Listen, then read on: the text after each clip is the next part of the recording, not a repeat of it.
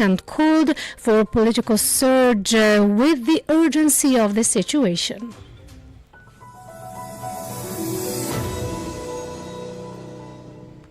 And those were the Metro developments. Now the full news edition. I'm Asia Bakar. Good afternoon. The working visit of inspection recently paid by the President of the Republic, Abdelmajid Tebboune, to eastern province of Constantine was marked by the launch and inauguration of vital and strategic projects aimed at promoting development.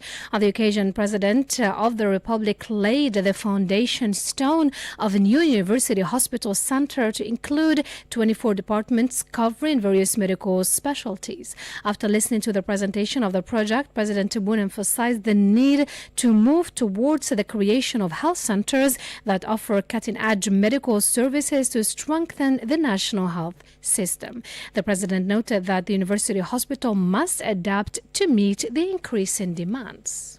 السياشي تاع قسنطينة ما غاديش نبنوا كل 10 سنين السياشي نديروه موديلابل اولا باش كل ما يزيدوا السكان كل ما يزيد الطلب كل ما نزيد فروع اخرى فيه وما مشي الفوا عليه au-delà de 22 هكتار على يزيد au-delà de 22 هكتار سي با اون نيسيسيتي. المساحه فيها 40 هكتار هنا 40 هكتار احسن ارض تخصصها هي اللي تخصص العلم والطب. احنا اليوم عندنا امكانيات كبيره وجابتهم المصداقيه تاع بلادنا. كثير من الدول متطوره جدا في الطب قابله تشتغل معنا حتى في مؤسسه مثل هذه يعني يجوا منها يشتغلوا ويعلموا منطق. And President Abdelmajid Tebboune noted that the university hospital must be adapted, suggesting the possibility of adding new sections as demand increases, even if it means exceeding 22 hectares. Algeria possesses great potential and enjoys credibility, which has led numerous countries with advanced medical expertise to express their willingness to cooperate, stated President Abdelmajid Tebboune, emphasizing the importance of training doctors in cutting-edge specialties graduates of Algerian universities. The president also inaugurated a new pharmaceutical production complex, expressing hope that it would lead to a shift towards exports that generate foreign exchange and create jobs for university graduates.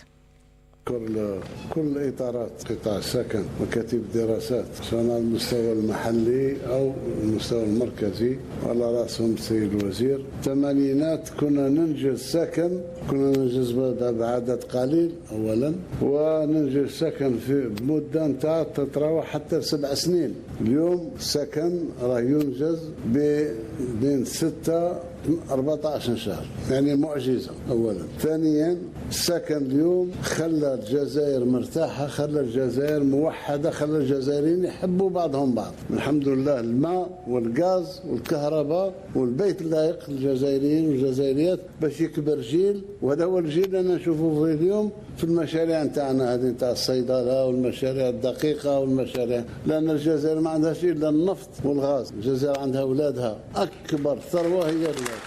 سكن اليوم راه من أكبر المؤشرات الاقتصادية والاجتماعية بالنسبة للتنمية تاع بلاد. الحمد لله c'est un logement intégré et c'est pour ça qu'on va vite et c'est pour ça qu'on va régler définitivement le problème.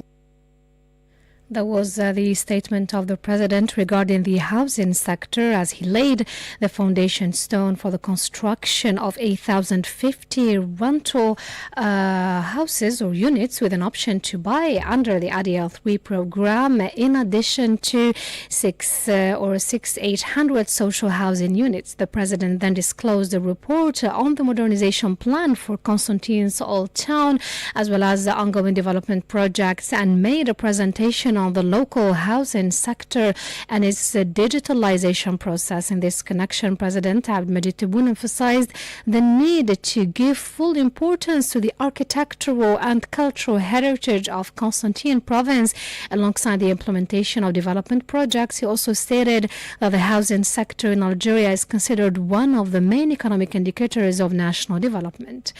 Meanwhile, the president inaugurated a new pharmaceutical production complex, expressing hope that it would lead to a shift towards exports that generate foreign exchange and create jobs for university graduates.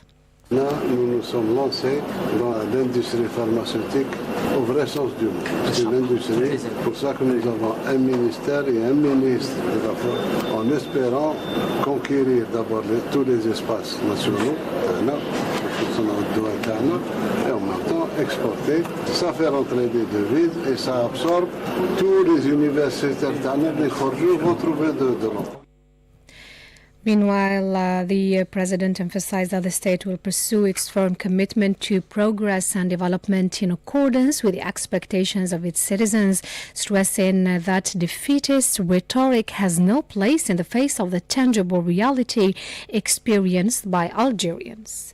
You're still listening to Radio Algeria International, and now to the G20. Prime Minister Sifir Rouyebi is taking part in the G20 summit held in Johannesburg, South Africa, in his capacity as representative of the President of the Republic, Mr. Abdelmajid Tebboune. And speaking on his behalf, Prime Minister Sifir Rouyebi called for reforming the decision-making bodies to grant a just representation of Africa and developing countries. He also reiterated support for the Palestinian cause and urged the G20 for mobilizing and building a better and fair future for the Palestinian people.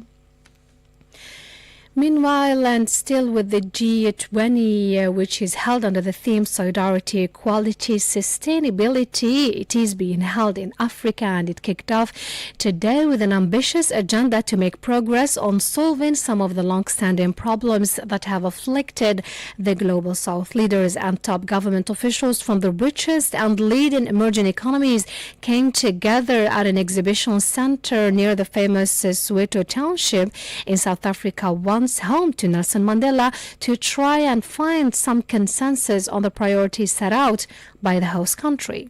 As he opened the summit, South African President Cyril Ramaphosa said that being a founding member of the G20, South Africa will express the development needs of the Global South, notably Africa, shedding light on the importance of stability and security for the continent's growth.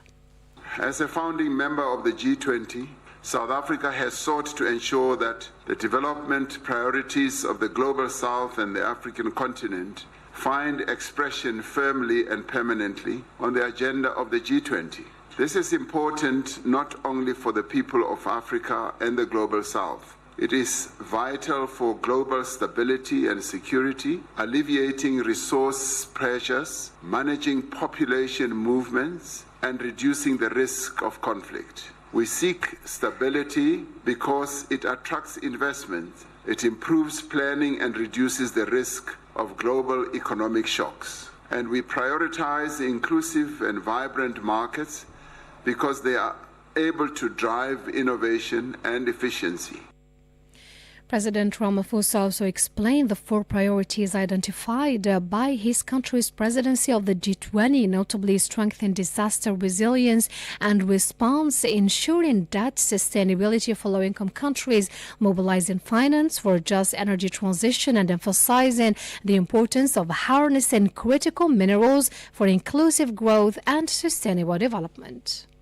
At the beginning of our G20 presidency, we identified 4 high-level priorities. Firstly, we focus on action to strengthen disaster resilience and response. While climate-induced natural disasters affect countries around the world, they have a particularly devastating impact on countries that cannot afford the costs of recovery and rebuilding. We have agreed that it is essential for the global community, international finance institutions, development banks, and the private sector to scale up post-disaster construction. Secondly, we agreed that we must take action to ensure debt sustainability for low-income countries. The G20 needs to renew its efforts to advance debt sustainability while at the same time laying emphasis on those countries in the Global South that are suffering from debt repayments. Thirdly, we said we should mobilize finance for a just energy transition, increasing the quality and quantity of climate finance flows to developing economy countries. Fourthly, we emphasized the importance of harnessing critical minerals for inclusive growth and sustainable development through the beneficiation of the minerals at the place of extraction. The two-day summit is taking place without U.S. President Donald Trump, who decided earlier to boycott the summit despite Washington being next in line to take over the rotating presidency from Pretoria. Regarding handing over the rotating presidency, the spokesperson of President Ramaphosa emphasized that South Africa respects its protocols with all countries, including the United States, despite its choice not to attend the G20. Thus, it will not hand over the rotating presidency to an ambassador, as it goes against the protocol of the summit. Communicated that officially, we've communicated that publicly. It has never been done before, and it's not going to happen now and start with South Africa. The president will not hand over to a junior embassy official the presidency of the G20. It's a breach of protocol that is not going to be accommodated or allowed in this instance. I mean, that's a bold move, Vincent, and I wonder how America has responded to that, because they could argue that you closed the door No, on us. It's not a bold move, it's a position of principle. America chose to boycott the summit. That's their choice, and that's their prerogative to do so. But what cannot happen is a breach of protocol being forced down our throats. We are a sovereign country. We will always engage with other countries in a respectful and considerate manner, as we've always done, particularly with the U.S., considering all the challenges that we've had to face in trying to reset that relationship. However, in this case, one must also give consideration that you have more than one country. It's the G20 plus the AU plus the EU. Therefore, we can't then bend the rules just for one country. We need to respect the countries who have been part of the process, who've worked tirelessly to make sure that this G20 is a success that it is now, even with the adoption of the declaration. And so we need to move forward. We cannot be held back by one country by its own whims, no. Let's know that the G20 will be held until tomorrow, Sunday, in Johannesburg, with a focus on economic growth and stability in the Global South, sustainable development and financing energy transition. And I want to recall that the sound bites of South African officials were sent by the reporter of Algerian radio, ensuring the coverage of G20, Samar Hamadi. And as COP30 negotiators attempt to reach an agreement to keep global warming below 1.5 degrees Celsius, UN Secretary General Antonio Guterres, speaking from Johannesburg, called for an urgency to deal with the situation. On the eve of the G20 summit in South Africa, Guterres made a final attempt to urge negotiators at the 13th COP to reach an ambitious agreement. He told reporters that the world needs climate action before emphasizing the enormity of the task ahead, stressing that scientists say the threshold will be crossed by the early 2030s, if not sooner.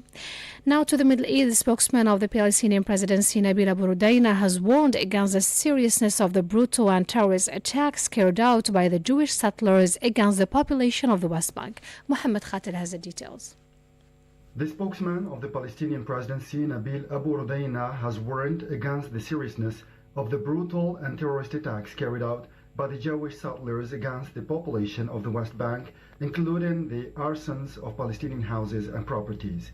He said he holds the Israeli government fully responsible for ending the escalating attacks which are perpetrated amid the support and protection of the Israeli occupying army. The Palestinian officials stressed that such terrorist attacks, as well as the continuing confiscation by the Israeli occupying authorities of Palestinian land, including the historic town of Sebastia, constituted a blatant denial of the efforts undertaken by the international community, particularly those made by U.S. President Donald Trump to enforce a ceasefire in the Gaza Strip and pave the way for a political process. In this respect, the Palestinian presidency spokesman urged the U.S. administration to intervene immediately and in decisive manner to put an end to the Israeli interference and to stop providing support and protection to the Jewish settlers. This came as 2 Palestinian youngsters were killed overnight by Israeli soldiers near the West Bank town of Ramallah. According to the Palestinian Red Crescent, 2 others were wounded, including one seriously. UNICEF assures that at least 67 children have been killed and scores of others wounded in the Gaza Strip since the ceasefire came into force early October. It says that there are still reports about continued attacks and airstrikes launched by the Israeli occupying army against Gaza, despite the holding of a fragile ceasefire. You're still listening to Radio Algeria International. That's it for our news bulletin. Let's listen to this program compiled by Mr. Trophy.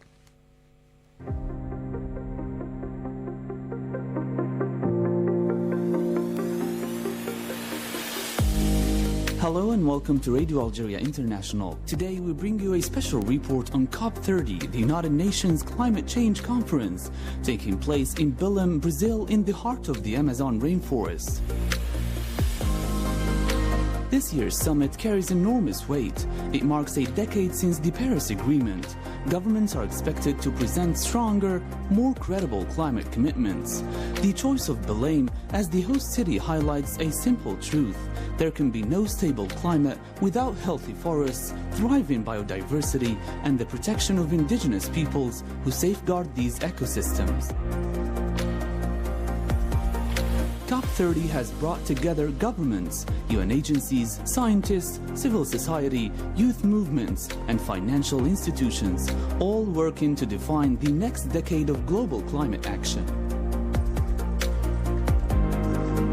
From the very first session, COP30 adopted a tone of urgency, balanced with cautious optimism. Delegates note clear progress. Emissions are slowly declining, renewables are expanding fast, and markets are shifting. But the gap between current efforts and what the climate crisis demands remains significant. Talks focus on accelerating the energy transition while ensuring fairness for developing nations. UN Climate Chief Mr. Simon Style said that emissions are falling, renewables are leading energy, and the focus is being on a fair transition with more clean energy and efficiency.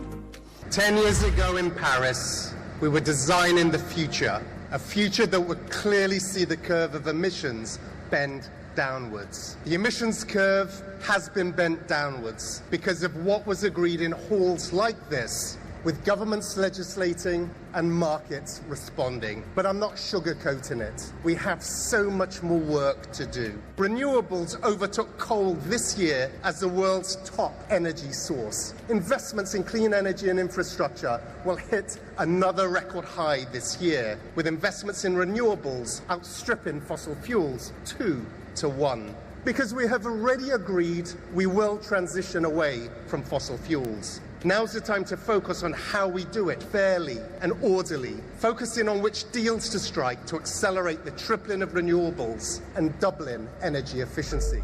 This moment represents a turning point, a test of whether global ambition can finally match global necessity. A key theme at COP30 is the transformation of the global energy map. Renewables now dominate new power capacity, attract record investment, and reshape national economies. Yet major hurdles persist. Many countries still lack grids, storage, and financing to scale clean energy. Delegates are exploring ways to support emerging economies through technology transfer and stronger infrastructure. The UN Secretary-General Antonio Guterres said that renewables now lead new power, outpacing fossil fuels, calling for faster action to meet COP28 targets for renewables and efficiency. The global energy landscape is changing at lightning speed. Last year, 90% of new power capacity came from renewables. Global investment in clean energy reached $2 trillion, 800 billion more than fossil fuel. Renewables are now the cheapest source of new electricity in nearly every country. They are powering prosperity and empowering communities long left in the dark. Every dollar invested in renewables creates 3 times more jobs than a dollar invested in fossil fuels, and clean energy jobs now outnumber fossil fuel jobs worldwide. The renewables revolution is here.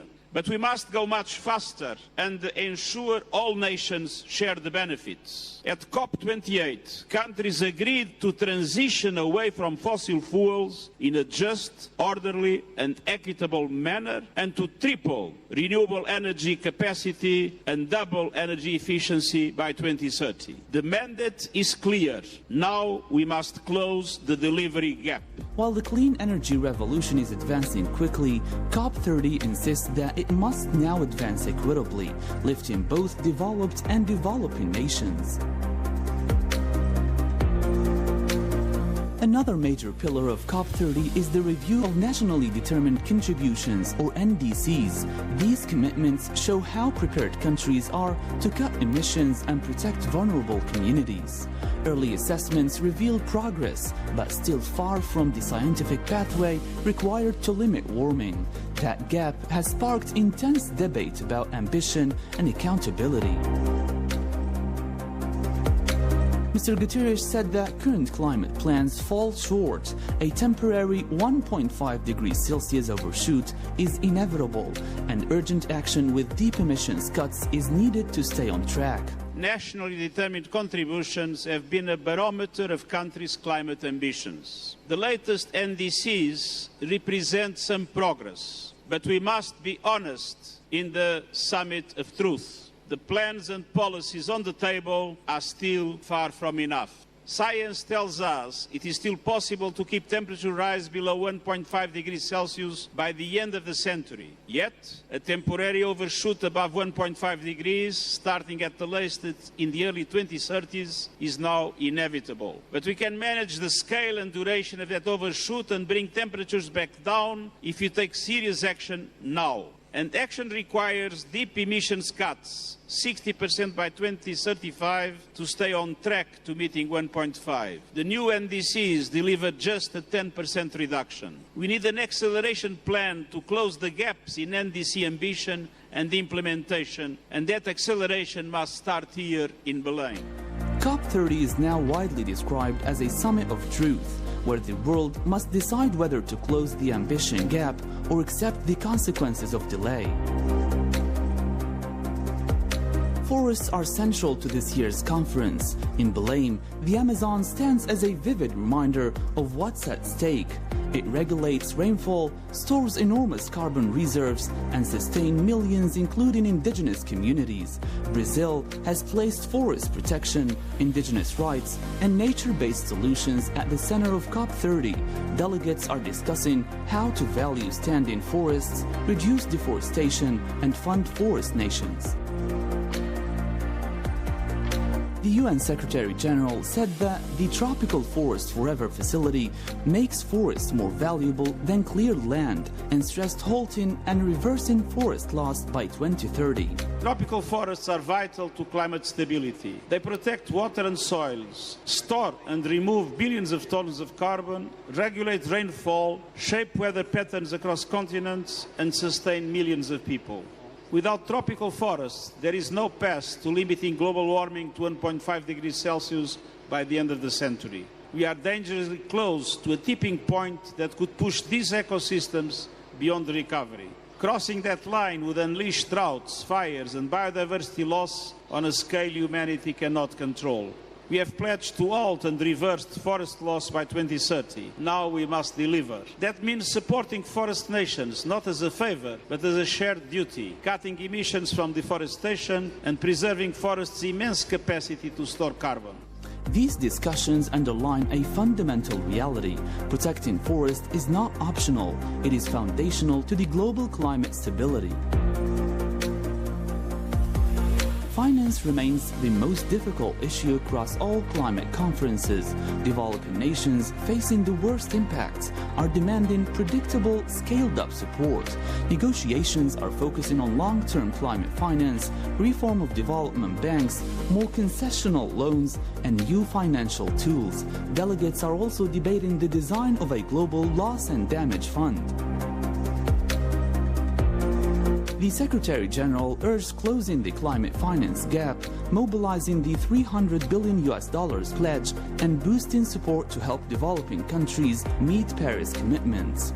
We must close the financing gap foremost mitigation and adaptation. To keep the 1.5 degrees limit alive and deliver universal energy access, annual clean energy investment in developing countries outside of China must rise more than fivefold by 2030. Developing countries can't get there alone. The 300 billion promised to developing countries by 2035 must be fully mobilized. The Baku to Belém roadmap to $1.3 trillion by 2035 must restore confidence that climate finance will flow predictably, fairly and at scale. Multilateral development banks, as President Lula said, must be made bigger, bolder and better able to leverage far greater private investment at affordable costs. Innovative forms of finance must be developed, including debt for climate swaps, risk-sharing mechanisms and bold instruments like the Tropical Forest Forever Fund, not forgetting the contribution of carbon markets. And we must keep pressing forward on reforms of the global financial architecture so it reflects today's world and serves the needs of developing countries. At COP30, let's renew the great promise the world made a decade ago in Paris by kick-starting a new decade of implementation and acceleration.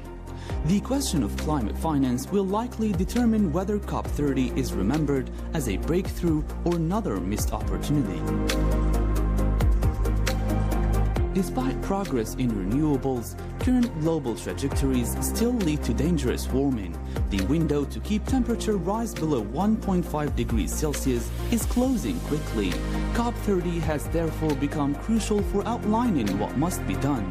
Deeper emissions cuts, a faster fossil fuel phase-out, and major investment in clean systems centered on people and equity.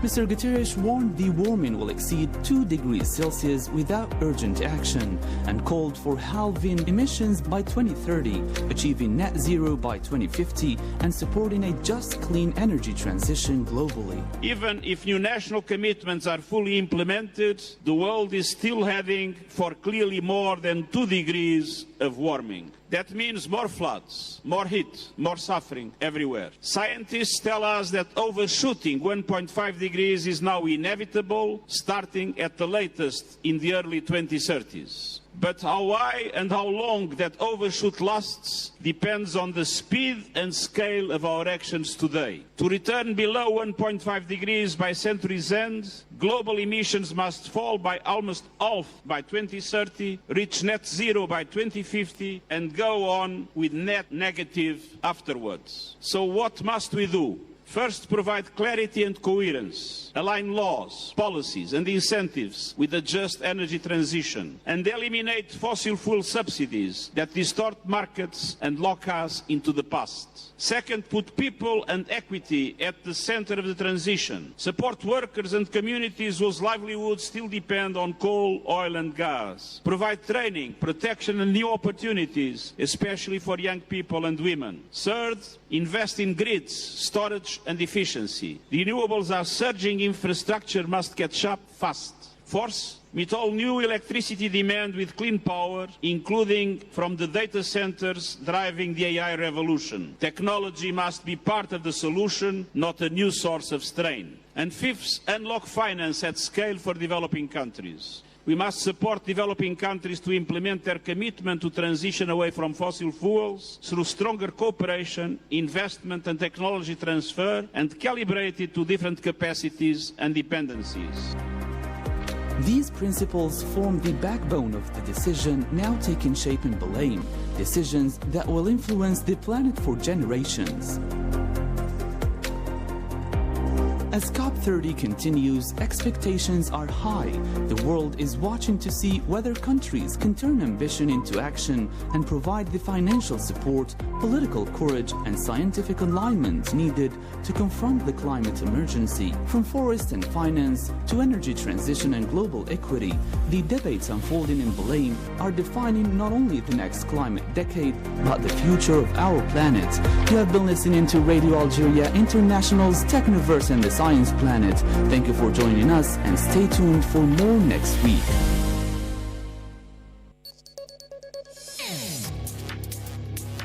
استمعوا إلينا لنقل المعلومات من مصادرها الرسمية وتفسير حي للأحداث في حصص تحليلية مميزة. إذاعة الجزائر الدولية، صوتنا في العالم. Sintonizan Radio Argelia Internacional. El diario hablado. Señoras, señores, buenas tardes. Comenzamos con las principales noticias de este sábado 22 de noviembre de 2025.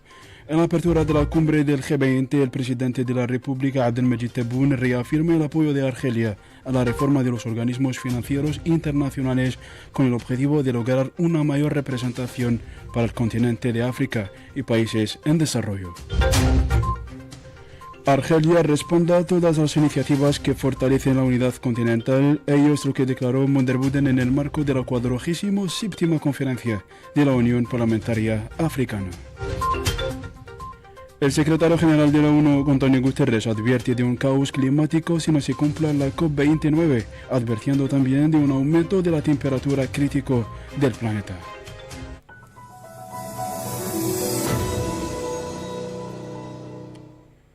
Saludos de nuevo, les saluda Yashimi. Hoy comenzamos con la actualidad en nuestro país. La visita de trabajo e inspección realizada últimamente por el presidente de la República, Abdelmejid Tebboune, a la provincia de Constantin, este de Argelia, estuvo marcada por el lanzamiento e inauguración de proyectos vitales y estratégicos destinados a acelerar el desarrollo en nuestro país. El presidente de la República, Abdelmejid Tebboune, colocó con este motivo la primera piedra angular de un nuevo centro hospitalario universitario que contará con 24 departamentos que abarcarán diversas especialidades médicas. Tras escuchar la presentación del proyecto, el presidente de la República subrayó la necesidad de avanzar hacia la creación de centros de salud que ofrezcan servicios médicos de vanguardia para fortalecer el Sistema Nacional de Salud. Escuchemos al respecto la declaración del presidente. السياشي تاع قسنطينة ما غاديش نبنوا كل 10 سنين السياشي نديروه موديلابل اولا باش كل ما يزيدوا السكان كل ما يزيد الطلب كل ما نزيد فروع اخرى فيه وما نمشي الفوا عليه au-delà de 22 hectares allez-y au-delà de 22 hectares c'est pas une nécessité المساحة فيها 40 هكتار هنا 40 هكتار احسن ارض تخصصها هي اللي تخصص للعلم والطب احنا اليوم عندنا امكانيات كبيرة وجابتهم المصداقية تاع بلادنا كثير من الدول متطورة جدا في الطب قابلة تشتغل معنا حتى في مؤسسة مثل هذه يعني يجوا منها يشتغلوا ويعلموا هم. En este extracto que acabamos de escuchar, el presidente de la República, Abdelmejid Tebboune, señaló que el hospital universitario debe ser adaptable, evocando la posibilidad de añadir nuevas secciones. Cada vez que aumente la demanda, incluso si eso supone superar las 22 hectáreas. Argelia posee un gran potencial y goza de credibilidad, lo que ha llevado a numerosos países desarrollados en el ámbito médico a manifestar su disposición a cooperar con ella, afirmó el presidente Abdelmejid Tebboune, destacando al respecto la importancia de formar médicos en especialidades de vanguardia graduados de universidades argelinas. Por otra parte, el presidente de la República inauguró un nuevo complejo de producción farmacéutica, expresando con este motivo su esperanza de dirigirse hacia la exportación que genera divisas y puestos de empleo.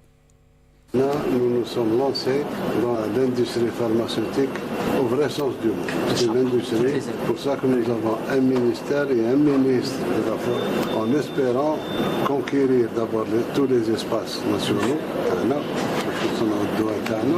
et en même temps exporter. Ça fait rentrer des devises et ça absorbe tous les universitaires qui vont trouver de l'emploi.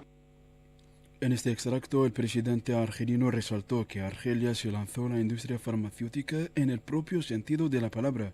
Por eso tenemos un ministro dedicado a este sector, indicó el presidente, quien expresó también la esperanza de conquistar todos los espacios nacionales para fabricar nuestros propios medicamentos y en el mismo tiempo exportar, lo que genera divisas y puestos de empleo para los universitarios.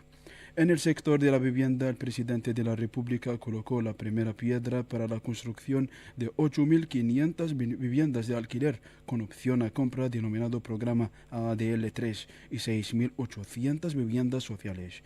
El presidente de la República siguió con este motivo un informe sobre el plan de modernización del casco antiguo de Constantin, así como los proyectos de desarrollo en curso, y también una presentación sobre el sector de la vivienda local y su proceso de digitalización. Tras la presentación, el presidente Abdelmajid Tebboune hizo hincapié en la necesidad de dar plena importancia al patrimonio arquitectónico y cultural de la provincia de Constantin, junto con la ejecución de los proyectos de desarrollo, afirmando por otra parte que el dinamismo del sector de la vivienda en Argelia lo que convierte en uno de los principales indicadores económicos del desarrollo nacional. Escuchemos la declaración del presidente de la República. كل إطارات قطاع السكن مكاتب الدراسات سواء على المستوى المحلي أو المستوى المركزي على رأسهم السيد الوزير. الثمانينات كنا ننجز سكن، كنا ننجز بعدد قليل أولا، وننجز سكن في مدة نتاع تتراوح حتى 7 سنين. اليوم السكن راه ينجز بين 6 14 شهر، يعني معجزة أولا. ثانيا السكن اليوم خلى الجزائر مرتاحة، خلى الجزائر موحدة، خلى الجزائريين يحبوا بعضهم بعض. الحمد لله الماء والغاز والكهرباء والبيت اللائق للجزائريين والجزائريات باش يكبر جيل، وهذا هو الجيل اللي نشوفه في اليوم في المشاريع نتاعنا هذه نتاع الصيدلة والمشاريع الدقيقة والمشاريع، لأن الجزائر ما عندهاش إلا النفط والغاز، الجزائر عندها أولادها أكبر ثروة هي الأولاد. سكن اليوم راه من أكبر المؤشرات الاقتصادية والاجتماعية بالنسبة للتنمية تاع بلاد. الحمد لله c'est un logement intégré et c'est pour ça qu'on va vite et c'est pour ça qu'on va régler définitivement le problème.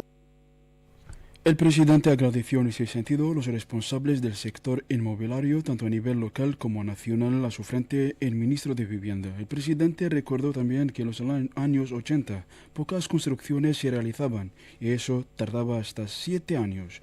Hoy en día las viviendas se construyen a un plazo de entre 6 y 14 meses. Es un milagro, enfatizó el presidente de la República, que añadió que esta política ha permitido que Argelia se mantenga unida.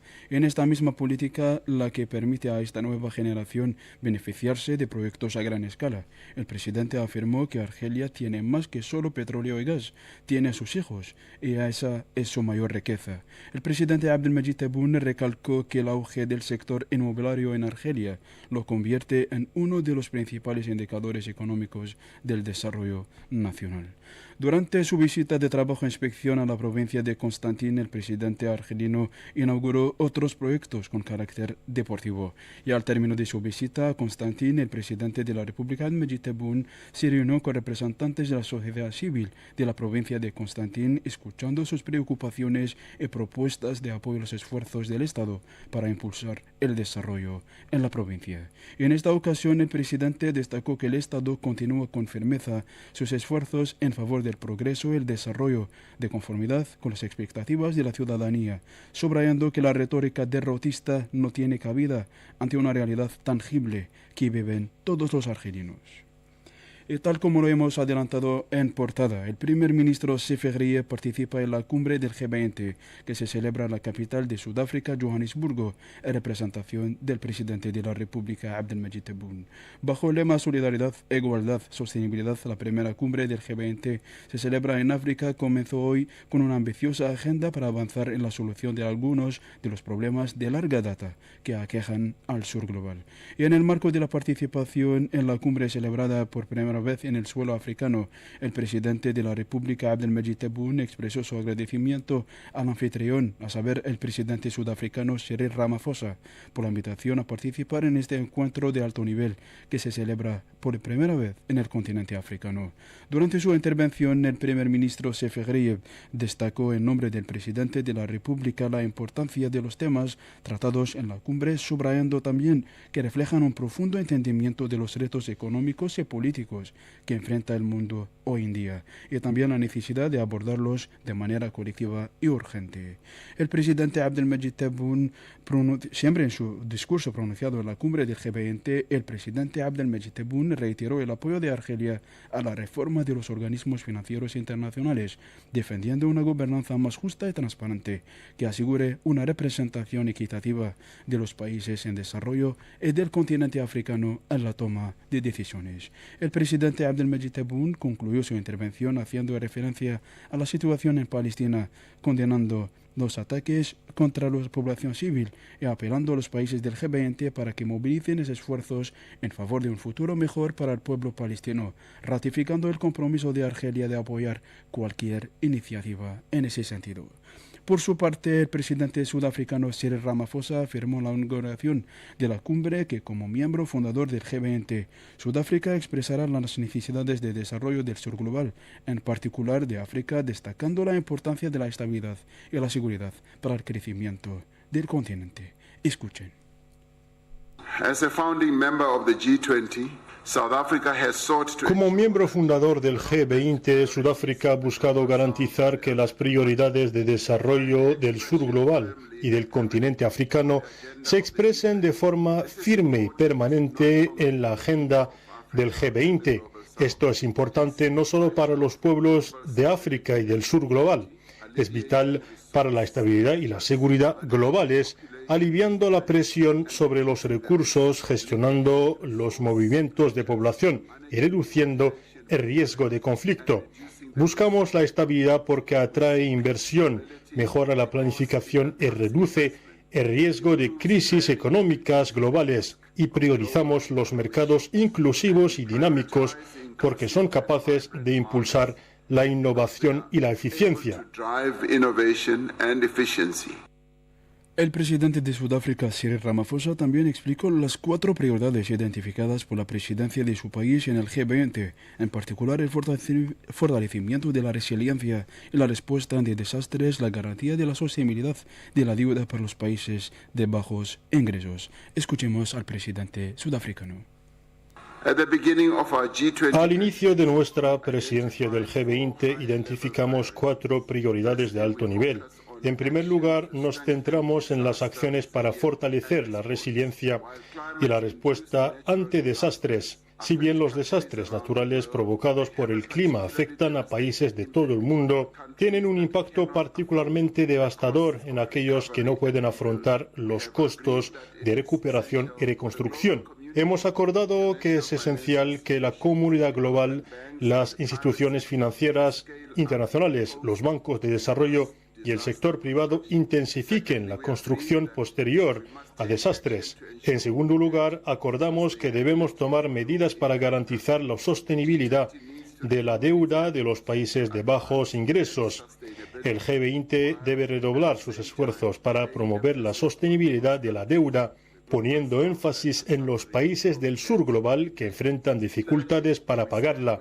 En tercer lugar, afirmamos que debemos movilizar fondos para una transición energética justa, aumentando la calidad y la cantidad de los flujos de financiación climática hacia los países en desarrollo. En cuarto lugar, enfatizamos la importancia de aprovechar los minerales críticos para el crecimiento inclusivo y el desarrollo sostenible mediante el beneficio de los minerales en el lugar de extracción. Cabe destacar que el G20 se celebrará hasta mañana domingo en Johannesburgo, con el foco puesto en el crecimiento económico, la estabilidad en el sur global, en el desarrollo sostenible y la financiación de la transición energética. Y en vísperas del G20 en Sudáfrica, el secretario general de la ONU, António Guterres, advirtió desde Johannesburgo que el mundo está a punto de superar el límite de 1,5 grados de calentamiento a inicios de la próxima década. El mensaje de António Guterres fue directo, o sea, sin acción política inmediata. El planeta se encamina hacia un caos climático creciente. El vicepresidente de la Asamblea Popular Nacional, Munder Buden, afirmó ayer desde Kinshasa, en la República Democrática del Congo, el compromiso de Argelia, bajo la dirección del presidente de la República, Abdelmadjid Tebboune, de apoyar todas las iniciativas destinadas a fortalecer la integración continental y la cooperación económica entre los países africanos. Escuchemos el informe de Toray Bojama.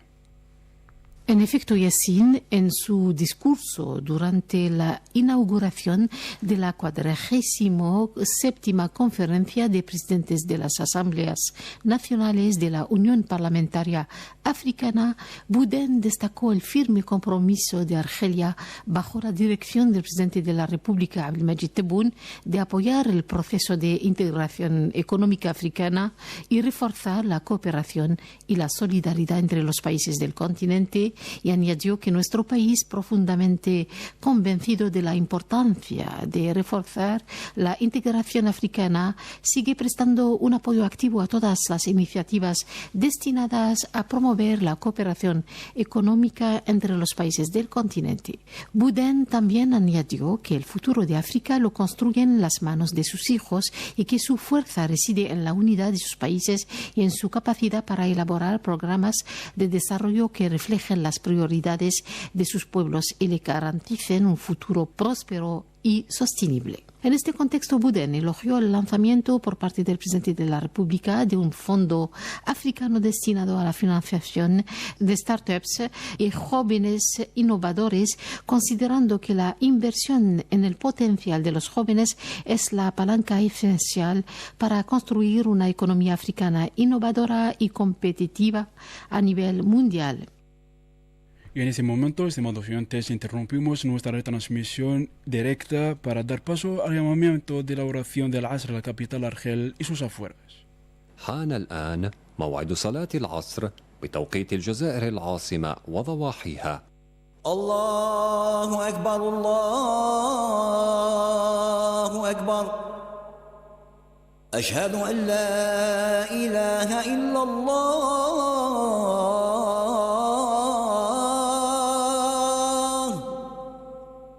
أشهد أن لا إله إلا الله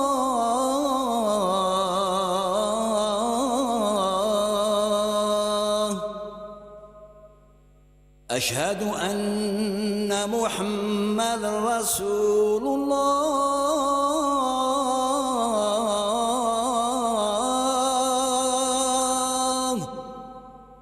أشهد أن محمد رسول الله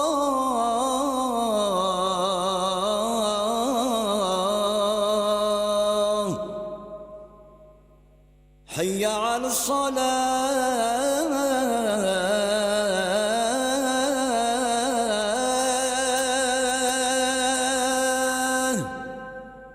حي على الصلاة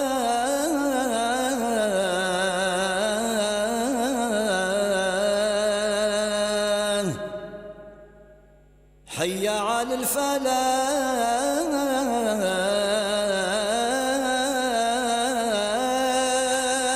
الفلاح حي على الفلاح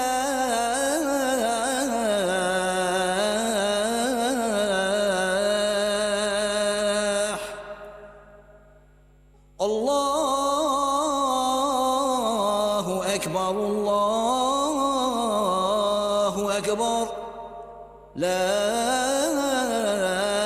إله إلا الله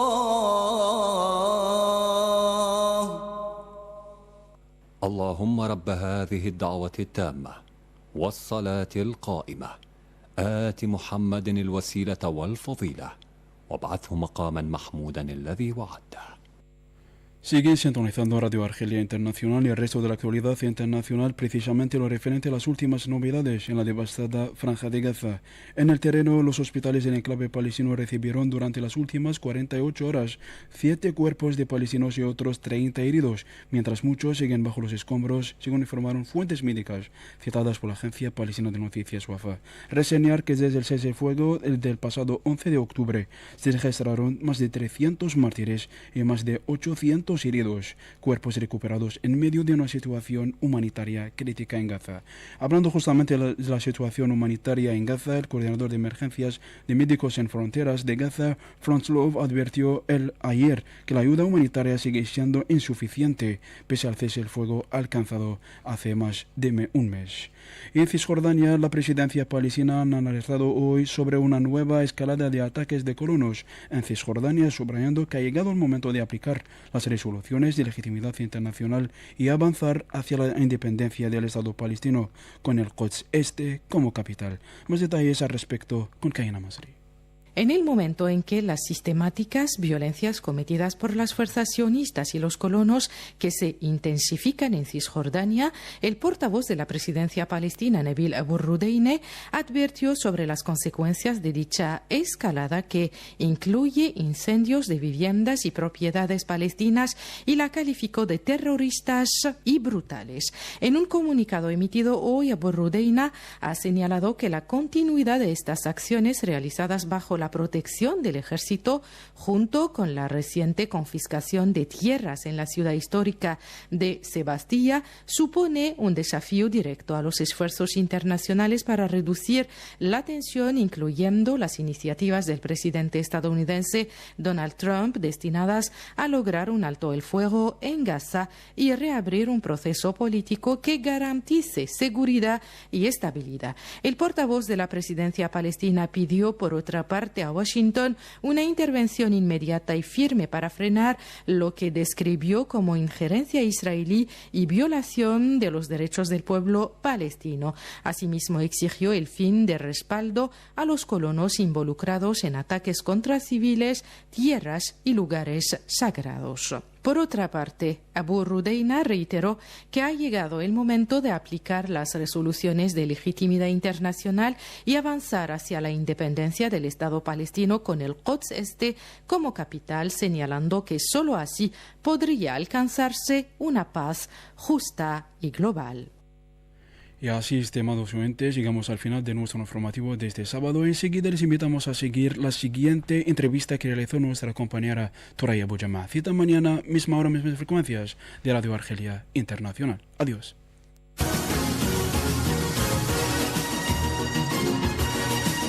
La entrevista de la semana. La entrevista de la semana. La entrevista de la semana. Un programa de Radio Argelia Internacional, elaborado y presentado por Thoraya Bojama. La madrugada estalla como una estatua de alas. Hola a todos. En el marco de las actividades culturales del escritor peruano Santiago Roncagliolo en Argelia, organizadas por la Embajada del Perú en Argelia en colaboración con las representaciones del Instituto Cervantes de Argelia Orán, se desarrolló un intenso programa en ambas ciudades. Para más detalles al respecto, hemos entrado en contacto con el escritor Santiago Roncagliolo. Temprana por sobre el mar. Señor Santiago Roncagliolo, buenas tardes. ¿Qué tal? Buenas tardes. Gracias por la invitación. Señor Santiago, usted es escritor, dramaturgo, guionista, traductor y periodista peruano y autor de una de las obras más destacadas de la literatura latinoamericana. ¿Qué puede añadir sobre su trayectoria literaria? Bueno, yo soy solo un contador de historias. Me fascina que las historias hacen por nosotros, como cuando abrimos un libro o vemos una película o vamos al teatro, de repente viajamos a otras vidas, vivimos más de lo que la vida nos ofrece. Y me interesa eso mismo, ofrecerle a otra gente eso mismo que yo he disfrutado, todos los géneros posibles para contar historias. He escrito para niños, he escrito audiovisual, he escrito sobre todo novelas, he escrito teatro también, y creo que soy un privilegiado de poder dedicarme a esto. Señor Santiago, ¿cuáles son las influencias literarias que han marcado sus obras? A mí, bueno, yo crecí leyendo a grandes escritores latinoamericanos, como Gabriel García Márquez, como Mario Vargas Llosa, como José Donoso, y después a Roberto Bolaño, por ejemplo. Pero a la vez también crecí viendo mucho cine y mucha televisión, y me gustaban mucho las historias, y me siguen gustando mucho las historias de género, las historias de la cultura popular, las películas de terror, los thrillers, los noir, de manera que en mis libros trato de mezclar la inteligencia de los grandes escritores que admiro con la eficacia narrativa, con esa capacidad de la literatura popular de arrastrarte y de que no puedas soltar el libro, ¿no? Y de que quieras seguir leyendo y que quieras saber qué les pasa a estos personajes. Campana de agua de oro que nos prohíbe. Señor Santiago, ¿cómo fue su experiencia con los estudiantes de las universidades de Argel y Orán? Fue una hermosa experiencia, hubo muchísimos estudiantes en las facultades de lenguas extranjeras y con mucha curiosidad por saber sobre el mundo en español, sobre cómo es ser un escritor, sobre qué cosas conozco yo también de su mundo, de Argelia, de África. Y para mí un encuentro en el que yo aprendí más que ellos. Se supone que yo iba a contarles cosas y les conté cosas sobre el trabajo de la literatura y sobre la literatura en español, pero yo también aprendí muchísimo de ellos y fue una hermosa oportunidad de conocer las universidades. Me pasearon por las universidades, me llevaron a comer, comí pastillas, comí cuscús, comí cosas que estaban muy buenas. Y creo que eso es lo más bonito de estas visitas, ¿no? Conocernos entre gente que viene de mundos muy diferentes y darnos cuenta de que no somos tan diferentes, que nos gusta leer las mismas cosas, que nos gusta comer las mismas cosas, que nos podemos reír juntos. Señor Santiago, ¿qué actividades llevó a cabo en los institutos Cervantes de Argel y Orán? Hablé de mis libros, me encontré con clubes de lectura que han estado leyendo libros míos para comentarlos. Me interesó mucho que algunos, por ejemplo, yo tengo una novela que habla de la guerra, de la violencia en el Perú en los años 80, y hubo muchos que me hablaron de la violencia en Argelia durante los años 90, y me fascinó cómo las novelas que están escritas en un país, pues las leen personas de otro país y encuentran su propia historia. Y luego también presenté la película La Pena Máxima, que es una película que habla de fútbol, de desastres de fútbol y política. Y aquí me hablaron el Mundial de España 82, cuando Austria y Alemania se pusieron de acuerdo para que Argelia no pase a la siguiente fase. Y entonces una vez más fue un encuentro entre historias de distintos países y un encuentro sobre cómo las novelas reflejan la historia incluso de países que sus autores no conocen.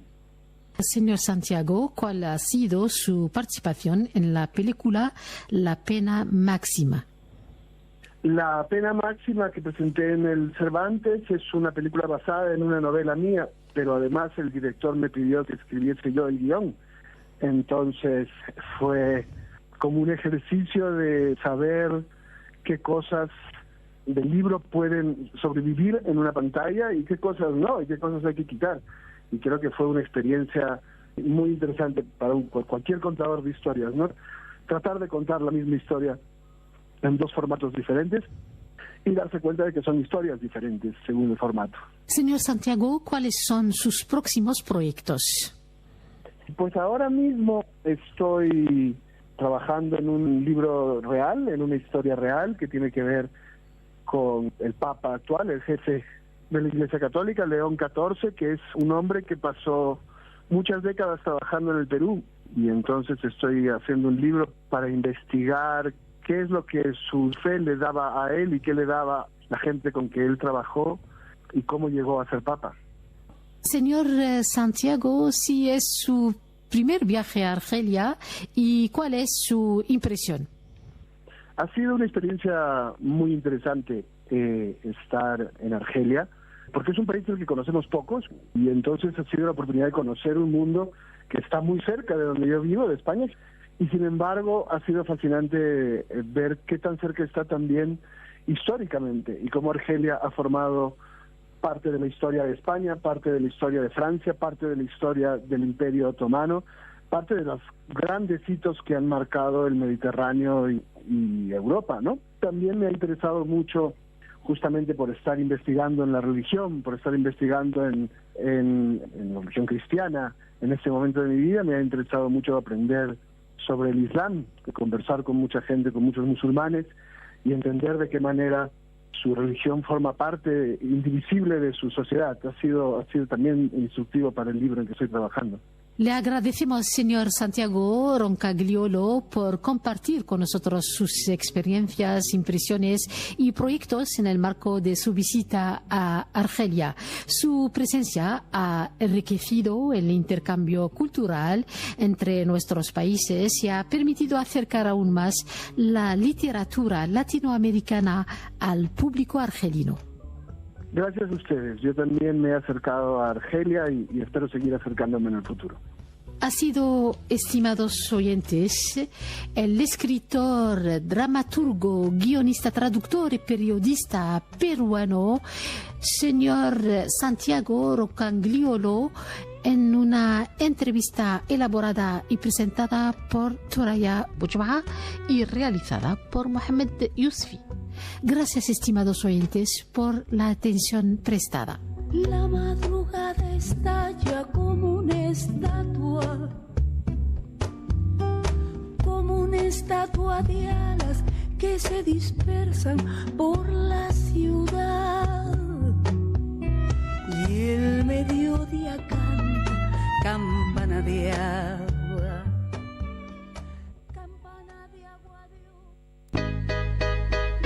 À l'affiche. À l'affiche. Une émission qui relaie initiative, création et temps fort du monde artistique. Bloque ta radio et jette le bouton. C'est ça que ça se passe. À l'affiche. L'émission hebdomadaire reflète l'effervescence et donne la parole à ceux qui la font vivre. À l'affiche. À l'affiche avec Amal Ali. Écoute. Bonjour à tous et merci de nous retrouver dans votre émission à l'affiche sur les ondes de Radio Algérie Internationale. Aujourd'hui, nous mettons un coup de projecteur sur un artiste aux multiples facettes, Hakim Traidia, réalisateur et formateur présent au Festival international du court-métrage de Timimoun. Il a animé un atelier destiné aux enfants, un espace où il transmet les bases du cinéma et éveille leur créativité. Nous reviendrons également avec lui sur son film Van Gogh et moi, une œuvre intime qui explore la relation entre l'artiste, l'héritage culturel et la quête personnelle d'expression. Monsieur Hakim Traidia, bonjour. Bonjour Amal. Et merci d'être avec nous sur les ondes de la radio internationale. Tout d'abord, qu'est-ce qui vous a poussé à proposer un atelier pour enfants au sein du festival et comment avez-vous imaginé son contenu? En fait, je ne l'ai pas directement moi proposé. Ils m'ont contacté pour le faire parce que comme j'ai une école de cinéma en Hollande pour enfants, donc j'ai déjà une expérience. Pendant 9 ans, je fais la même chose. Je donne des cours à des enfants hollandais et aussi j'ai beaucoup travaillé avec les enfants, j'ai animé des programmes pour enfants. Et cette idée-là de faire une école de cinéma en Algérie, cette idée-là, elle y était déjà depuis très longtemps. Et malheureusement, ça a traîné, ça n'a pas abouti. Pas de mon côté, mais du côté des Algériens, de l'administration algérienne, enfin, d'Alger. Et c'est dommage parce que c'est... Et maintenant, je suis très content que cette initiative, cette idée a été reprise et introduite dans le festival de Timimoun, qui est pour moi un très très beau festival.